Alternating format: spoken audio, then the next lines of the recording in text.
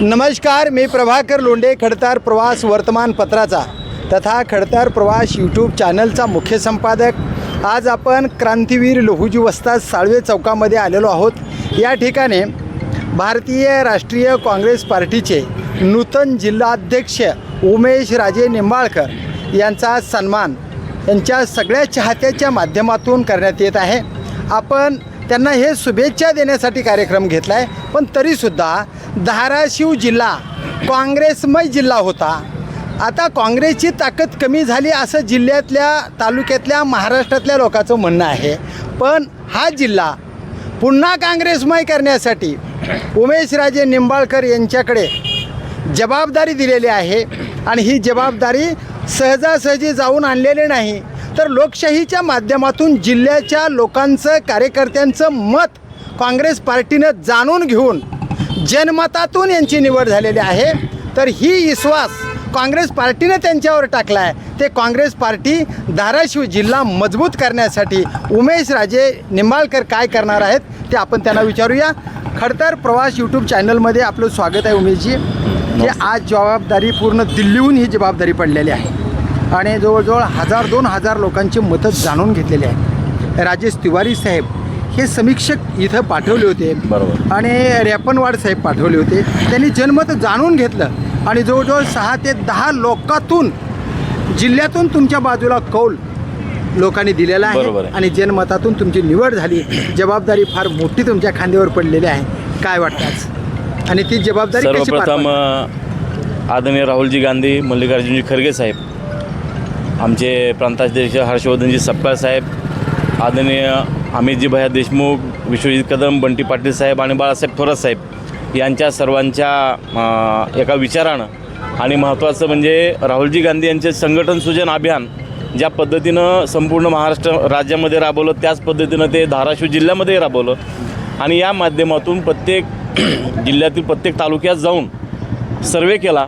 आदरणीय तिवारी साहेब असतील, रेपनवार साहेब असतील, उदय पाटील साहेब असतील, यांनी सर्वे करून रिपोर्ट केला आणि त्या अंती माझं नाव या ठिकाणी फायनल झालं। सगळ्यात महत्त्वाचं म्हणजे युवक काँग्रेसपासून माझ्या राजकीय कारकिर्दीला सुरुवात झाली। युवक काँग्रेसचा जिल्हा अध्यक्ष, महाराष्ट्र प्रदेश युवक काँग्रेसचा 6 वर्षीय सचिव, ते जिल्हा काँग्रेस कमिटीचा अध्यक्ष, ही संधी मला काँग्रेस पक्षामुळे मिळाली। त्यामुळे मी सर्वांचा या ठिकाणी मनस्वी आभार मानतो।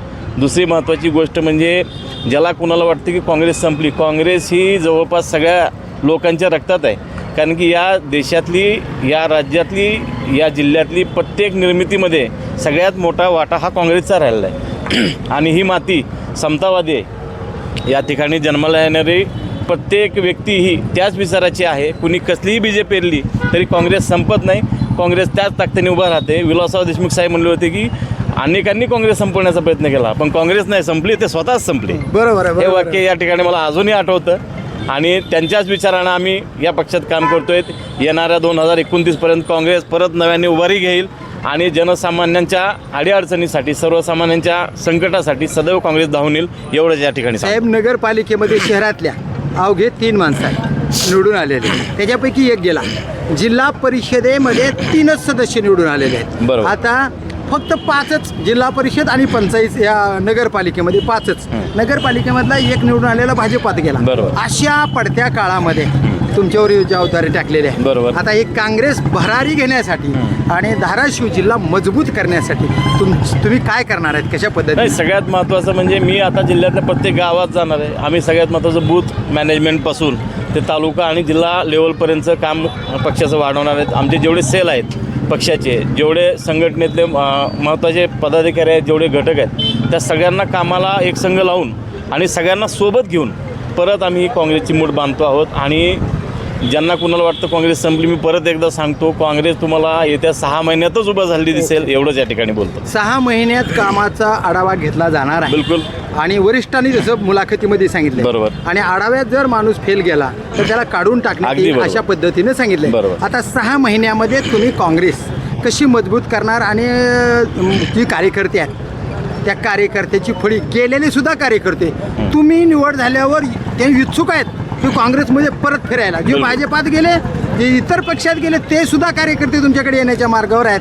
त्या कार्यकर्त्याला कशी सन्मानाची वागणूक देणार आहेत आणि आपल्या पूर्वीच्या काँग्रेस टिकवून ठेवलेल्या कार्यकर्त्याला कशा पद्धतीनं सन्मान देणार आहेत, कशा पद्धतीनं कामाला लावणार आहेत आणि काँग्रेस कशी मजबूत करणार आहे. जे आत्तापर्यंत काँग्रेसमध्ये टिकून राहिले आहेत कठीण काळात देखील तोच काँग्रेसचा विचार आहे आणि तेच कणखर लोक आहेत. जे निघून गेले ते काँग्रेसचे विचाराची मी मानत नाही आणि ते मुळात कणखर आहेत हे तर कधीच मी मान्य करत नाही. बरं. आणि जे राहिलेले आहेत तेच खरे लढवले आहेत. आणि छत्रपती शिवाजी महाराजांनी जसं मोजक्या मावळ्यांना घेऊन मोगलशाही उलटून लावली तसंच आम्ही ह्या मोजक्या मावळ्यांचा एक मोठा भविष्यात मोठा समुद्र करू माणसांचा आणि लोकांच्या अडचणी सगळ्या सोडवत परत एकदा काँग्रेस उभी करू. तुम्ही श्रेय कुणाला देणार, एवढं मोठं पद तुमच्या जबाबदारीवर त्याचं सगळ्यात महत्त्वाचं पहिलं श्रेय राहुलजी गांधी यांना, बरं. की ज्यांनी संघटन सृजन अभियान राबवलं आणि माझ्यासारख्या युवकाला त्यात संधी मिळाली. दुसरं श्रेय आदरणीय प्रांताध्यक्ष हर्षवर्धनजी सपकाळ साहेब आणि त्याच्यानंतर आदरणीय अमित भैया,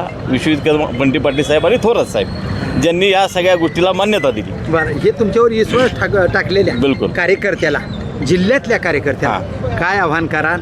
कारण त्यांनी तुमच्यावर विश्वास टाकला आणि म्हणून तुम्ही जिल्हाध्यक्ष आहात. काही नाही, तुमच्या जिल्ह्यामध्ये ज्या ज्या ठिकाणी अन्याय घडेल, ज्या ठिकाणी अडचणी असतील, ज्या ठिकाणी शेतकऱ्यांचा प्रश्न असेल, गोरगरिबांचा प्रश्न असेल, आपण त्याच ताकदीनं काँग्रेसच्या सामान्य कार्यकर्ता असेल नाही तर वरिष्ठ कार्यकर्ता असेल, आपण ताकदीनं त्यांच्या सर्वसामान्यांच्या पाठीशी राहायचं आहे आणि परत काँग्रेस उभी करायची. आभार कोणाचं मानणार? आभार सगळ्यात महत्त्वाचं म्हणजे मी पक्षश्रेष्ठींचेच मानणार. बरं. कारण की या जिल्ह्याला कुणी वाली नसताना अमित भैया लक्ष देतात. बरं. महत्त्वाचं कार्यकर्त्याने सुद्धा तुमच्यावर विश्वास टाकला. विश्वजित कदम, बंटी पाटील साहेब लक्ष देतात आणि प्रांताध्यक्ष असं करल तेवढं कौतुक कमी आहे. बरं. जे ज्या दिवशी ते प्रांताध्यक्ष झाले त्या दिवसापासून एकही दिवस सपकाळ साहेब मुंबईत एका ठिकाणी बसून नाहीत.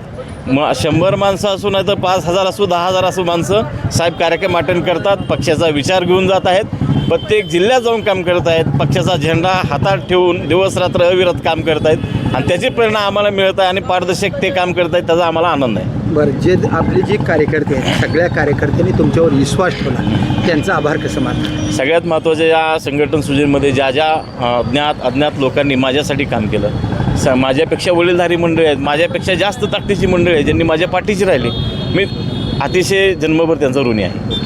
तर हे आहेत उमेश राजे निंबाळकर, भारतीय राष्ट्रीय काँग्रेस पार्टीचे धाराशिवचे नूतन जिल्हाध्यक्ष आहेत. अत्यंत पडत्या काळामध्ये यांच्यावर काँग्रेस पक्षानं जबाबदारी टाकलेली आहे. प्रदेशाध्यक्ष असतील, राजेश तिवारी साहेब असतील, रॅपनवाड साहेब असतील आणि प्रमुख मल्लिकार्जुन खरगे आणि आपले नेते राहुल गांधी यांचं त्यांनी मनपूर्वक आभार मानले आणि जिल्ह्यातल्या सर्व कार्यकर्त्यांनी जो विश्वास टाकला आहे त्याच्या विश्वासाला मी तडा जाऊ देणार नाही.